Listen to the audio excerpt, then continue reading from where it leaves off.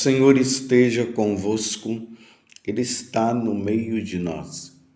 Proclamação do Evangelho de Jesus Cristo, segundo João. Glória a vós, Senhor. Celebrava-se em Jerusalém a festa da dedicação do templo. Era inverno. Jesus passeava pelo templo no pórtico de Salomão.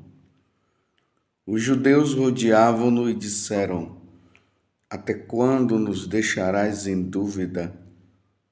Se tu és o Messias, dize-nos abertamente. Jesus respondeu: Já vô-lo disse, mas vós não acreditais. As obras que eu faço em nome do meu Pai dão testemunho de mim. Vós, porém, não acreditais, porque não sois das minhas ovelhas. As minhas ovelhas escutam a minha voz.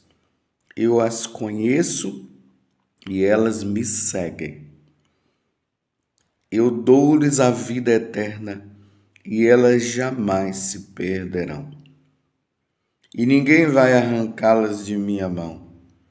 Meu Pai, que me deu estas ovelhas, é maior que todos, e ninguém pode arrebatá-las da mão do meu Pai. Eu e o Pai somos um. Palavra da salvação. Glória a vós, Senhor. Meus irmãos e minhas irmãs, feliz Páscoa para você. E nesse período da Páscoa, em que nós estamos na terça-feira da quarta semana da Páscoa, entramos nesse tempo que é o tempo do bom pastor. Nós começamos ali no domingo, ontem nós tivemos a memória ali de São José, mas as leituras do Evangelho, elas estão aqui em volta do capítulo 10 de São João. Hoje é o versículo 22 a 30, onde Jesus traz essa temática. Ele é o bom pastor e as ovelhas que o seguem conhecem ele e sabe quem ele é. Porque, humanamente, no tempo de Jesus, as ovelhas elas tinham uma intimidade muito grande com o pastor. Não no tempo de Jesus, até nos dias de hoje, lá em Israel. É uma intimidade tão grande que quando o ladrão ele vinha para roubar as ovelhas, e se eles usassem qualquer sinal que não fosse aquele sinal que o pastor se utilizava para que as ovelhas o seguissem, as ovelhas não iam atrás. Esse é o sinal que Jesus está dizendo. Então as ovelhas, elas vão sempre entrar, vão sempre seguir, eles vão passar pela porta que o pastor a conduz, e ela não vai passar por outra porta, e ela jamais será conduzida por outro pastor, pelo mercenário. Não, ela não vai, porque ela tem uma intimidade com aquele pastor. É isso que Jesus está dizendo. Então, trazendo para nós, saindo desse âmbito da parábola, Jesus está dizendo que os seus seguidores, os seus fiéis, aqueles que mudaram de vida e que seguiram Jesus, jamais irão ouvir a voz de outro Deus a não ser a voz de nosso Senhor Jesus Cristo. Há uma intimidade entre o fiel, o seguidor de Jesus para com Jesus. E aqui no Evangelho nós vemos o seguinte: os judeus aqui, os fariseus, os doutores da lei, ao verem Jesus, eles estavam fazendo essa pergunta. Naquele tempo, naqueles dias, aqueles que se haviam... me desculpa, estava lendo aqui os Atos dos Apóstolos. Voltando à leitura do Evangelho. Olha, celebrava-se em Jerusalém a festa da dedicação do templo. Era inverno. Jesus passeava pelo templo no pórtico de Salomão. Aqui, ó. Os judeus rodeavam-no e disseram: até quando nos deixareis em dúvida? Se tu és o Messias, dize-nos abertamente. Eles não estavam falando assim porque eles queriam que Jesus se declarasse judeus ou se declarasse o Messias para que eles pudessem aderir a Jesus. Não, eles estavam, na verdade, querendo pegar Jesus em alguma situação para prendê-lo mesmo. E Jesus reafirma: já vou-lo disse, mas vós não acreditais. Já disse isso, até pelas obras. Imagine aquele cego de nascença que Jesus curou, que aqui está no capítulo 9. Imagina a água que foi transformada em vinho. Tudo isso era obras que Jesus havia feito, eram sinais para mostrar para eles que Ele é o Cristo, que Ele é o Filho de Deus e que Ele é Deus, mas eles estavam com o coração fechados.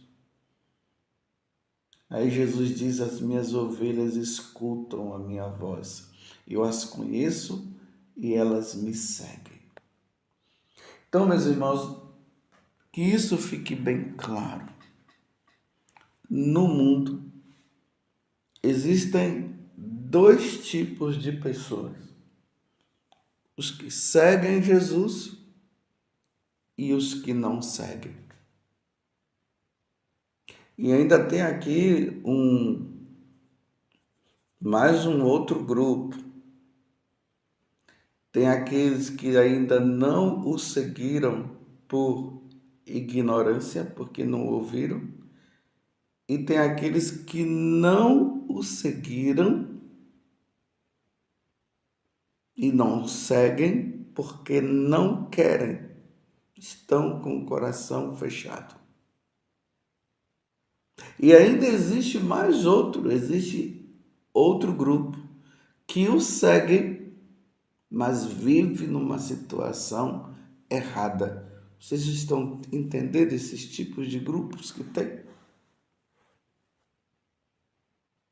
E Jesus está deixando bem claro, mas tem aqueles que me seguem porque eles conhecem a minha voz e eles são fiéis a mim. Em qual grupo você está? Você está no grupo dos que seguem Jesus e são fiéis?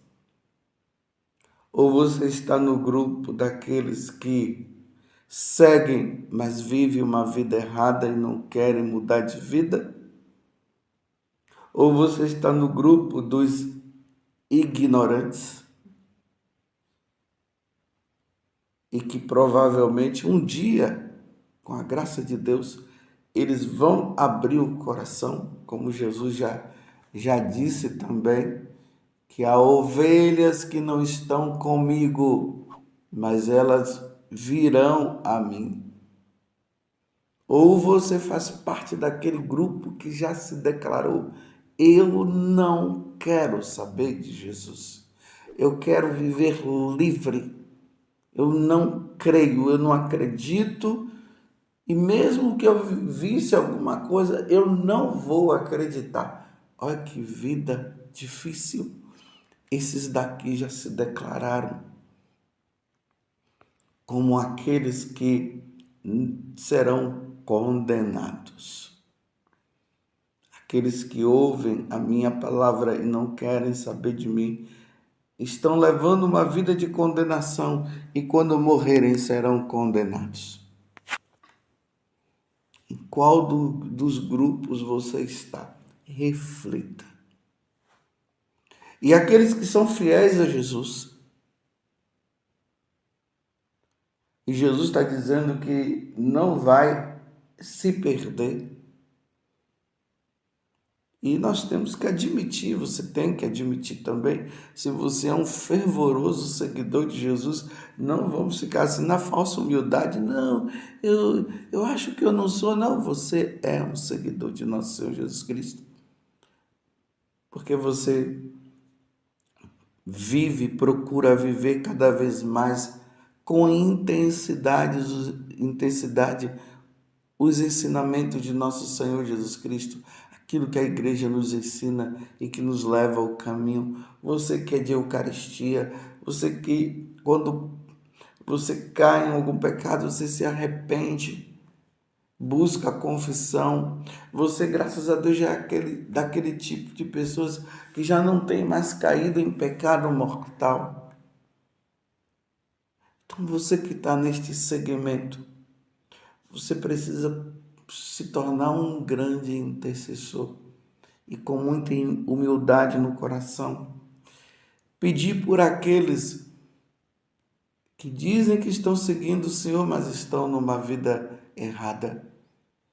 Pedir por aqueles que estão na ignorância, para que eles possam se encontrar com nosso Senhor Jesus Cristo. Rezar e interceder por penitência por aqueles que não querem saber de Deus. Ultimamente nós vimos aí esse congresso que teve nos Estados Unidos, aquelas pessoas que se declaram contra nosso Senhor Jesus Cristo e que são seguidoras de Lúcifer, que são seguidoras do diabo, que é um grupinho aí que está crescendo, está encontrando aderência por parte de muitos. Precisamos rezar muito, oferecer muitos sacrifícios para que essas pessoas possam encontrar a verdade. E a verdade é nosso Senhor Jesus Cristo. Esse é o nosso papel de católico também. Porque uma alma, ela tem uma importância muito grande, meus irmãos, diante de Deus. Se fosse preciso Jesus vir ao mundo para se oferecer sacrifício por uma alma, ele viria. Lembremos da parábola da ovelha perdida. Ele deixa todas as outras que estão no redil e vai em busca daquela perdida. Agora imagina, são muitas pessoas se declarando seguidoras de Lúcifer. E os seguidores de Lúcifer não se salvarão. Só que na cabeça deles, eles acham que seguindo Lúcifer, seguindo o diabo, eles irão viver felizes aonde Lúcifer está, aonde o diabo está. Só que não vai, porque o lugar do diabo é no inferno e dos seus seguidores também. Vai ser triste, meus irmãos, quando eles passarem desta vida para outra e forem para o inferno. E Santo Afonso Maria de Ligório, ele vai dizer que essas pessoas vão entrar num remorso muito grande, mas não vai ter mais jeito. Que tristeza, que tristeza. Mas claro, cada um é livre para seguir quem quiser. Nós só estamos fazendo o papel daquele que nos disse que nós devemos rezar. Se lembram que Jesus disse que a messe é grande, poucos são os operários? Vocês se lembram que Jesus disse que o povo é como aquelas ovelhas que não tem pastor, vocês se lembram disso? Aí ele disse, rezai ao Senhor da messe que envie bons operários, que surjam bons e santos sacerdotes, bons e santos bispos, que tenham o coração semelhante ao coração de Jesus e o coração também de Nossa Senhora, e que pense na salvação das almas. Esse mundo relativizado que nós vivemos, esse relativismo que filtrou-se na igreja, que se filtrou no mundo,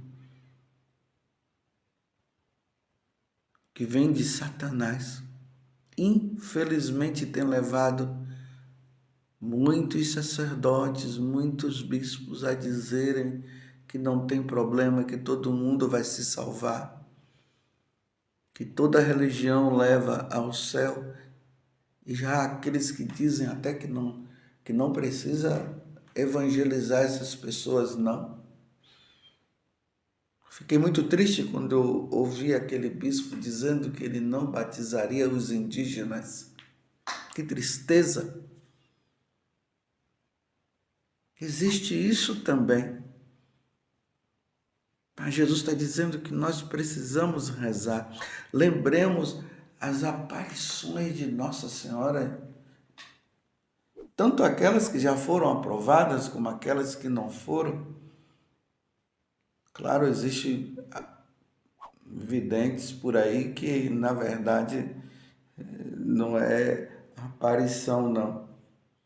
Mas eu estou falando daquelas que são aparições verdadeiras. Tem aquelas que foram aprovadas e aquelas que não foram aprovadas, mas são aparições verdadeiras. Que Nossa Senhora fala justamente dessas coisas. Que nos finais dos tempos, nós estamos vivendo já esses finais dos tempos. Mas eu não estou dizendo que vai acontecer hoje ou amanhã, não é isso que eu estou dizendo. Estou dizendo que do jeito que o mundo está, são sinais assim nítidos de que nós estamos nesses finais de tempos, que pode demorar muito ainda para acontecer o dia da chegada de nosso Senhor Jesus Cristo com seus anjos. Mas nessas aparições, Nossa Senhora tem falado justamente disso. Essa força que o demônio, sabendo que pouco tempo lhes resta, que está lá no livro do Apocalipse, no capítulo 12, tem jogado tudo aquilo que é pior e tem levado muitas almas para o inferno. Muitas almas têm ido para o inferno. E Nossa Senhora tem deixado isso muito claro. Mas aquelas que precisarão ser salvas porque ainda não morreram, como Nossa Senhora diz em Fátima, rezai pela conversão dos pecadores. Rezai pela conversão dos pecadores, porque muitas almas têm ido para o inferno. E isso é uma verdade, muitas almas têm se perdido. Então é tempo de nós fazermos jejuns, penitência, para que aquelas que estão longe, até mesmo essas que se declaram seguidoras de Satanás, enganadas por Satanás, elas possam voltar. Elas possam voltar para o verdadeiro Deus, que é Jesus, o caminho, a verdade e a vida. E Deus e Senhor. E possam entrar no caminho, sim, da salvação, da verdadeira salvação. Rezemos, meus irmãos, nos dediquemos, porque os tempos realmente são maus. Os tempos são maus. A morte de Jesus na cruz, ou melhor dizendo, a encarnação de nosso Senhor Jesus Cristo, a sua morte e ressurreição, não pode ser em vão. Jesus mesmo disse que as almas precisam ser salvas. Ele veio para salvar. Rezemos, meus irmãos, e peçamos a Deus a graça da perseverança. E nos voltando para Nossa Senhora, digamos para ela: ó Virgem Santíssima, não permitais que eu viva e me morra em pecado mortal. Em pecado mortal eu não hei de morrer, porque a Virgem Santíssima há de me valer. Valei-me, Virgem Santíssima. Louvado seja nosso Senhor Jesus Cristo, para sempre seja louvado, e a sua mãe, Maria Santíssima.